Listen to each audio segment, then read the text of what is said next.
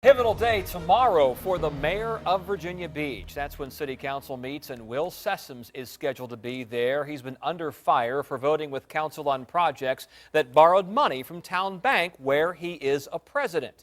Then on your side, Stephanie Harris is in the newsroom with changes in state law on conflicts of interest and how this has been handled in the past. Stephanie?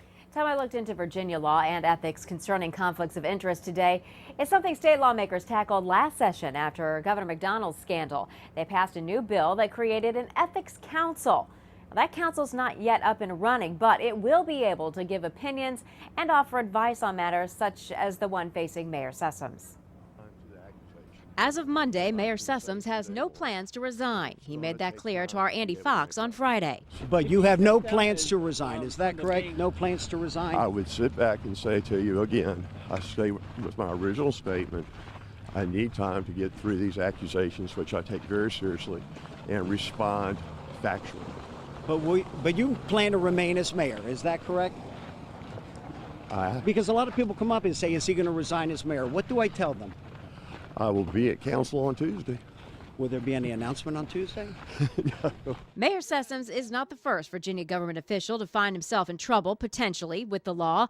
Hopewell City Councilwoman Brenda Pelham found herself in a similar situation 2 years ago because of a vote on the school budget. She worked as a teacher's aide in the public school. 13 charges against her were eventually dismissed. She told reporters then the whole thing could have been avoided for her, and we found out possibly for Mayor Sessoms, if they had simply signed a form certifying that they had connections but could vote impartially.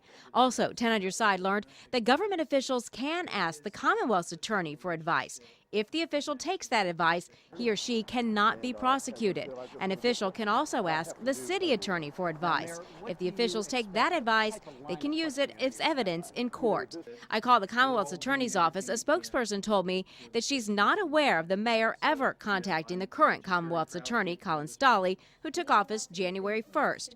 We learned Friday that Sessoms did get advice from city attorney Mark Stiles on several occasions, but Stiles says to his knowledge, none of those were for the votes in question. Now, Sessoms has abstained from 17 votes since 2009 due to conflicts of interest. If he is charged, he could face Class 1 misdemeanors. Now, those are punishable by up to a year in jail and a $2,500 fine.